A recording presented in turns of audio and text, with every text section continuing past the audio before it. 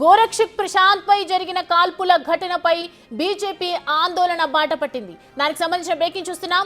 Telangana DGP కార్యాలయం ముందు BJP chief Ramachandra Rao ఆధ్వర్యంలో నిరసనకు దిగారు. డీజీపీ కార్యాలయం ముందు నిరసనకు అనుమతి లేకపోవడంతో ముట్టడికి యత్నించారు. దాంతో నిరసనకారులను పోలీసులు అదుపులోకి తీసుకున్నారు. కాల్పుల ఘటనపై పూర్తి స్థాయిలో విచారణ జరపాలని డిమాండ్ చేస్తున్నారు.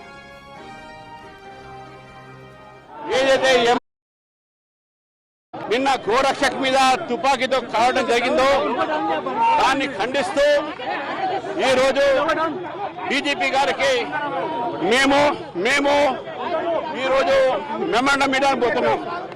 రేవంత్ సర్కార్ ఇది రేవంత్ దీని సర్కార్ అయింది. ఎంఐఎం ని పోషించి ఎంఐఎం కార్యకర్తలు ఎంఐఎం గూండాలు భారతీయ జనతా పార్టీ కార్యకర్తల మీద గోరక్షకుల మీద ఈ రకమైన తుపాకీ దాడులు చేస్తున్నారు. దీన్ని భారతీయ జనతా పార్టీ ఖండిస్తారు. తెలంగాణలో రేవంత్ దీన్ సర్కార్ వచ్చినప్పటి నుంచి ఎంఐఎం ఒక కార్యకర్తల ఒక ఏవైతే అత్యాచారాలు అరాచకాలు పెరుగుతున్నాయో దీన్ని భారతీయ జనతా పార్టీ ఖండిస్తా ఉంది.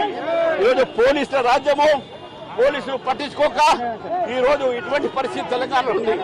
కాబట్టి MIM Congress party Congress government ఈ అందరూ కూడా హెచ్చరిస్తా ఉన్నాం.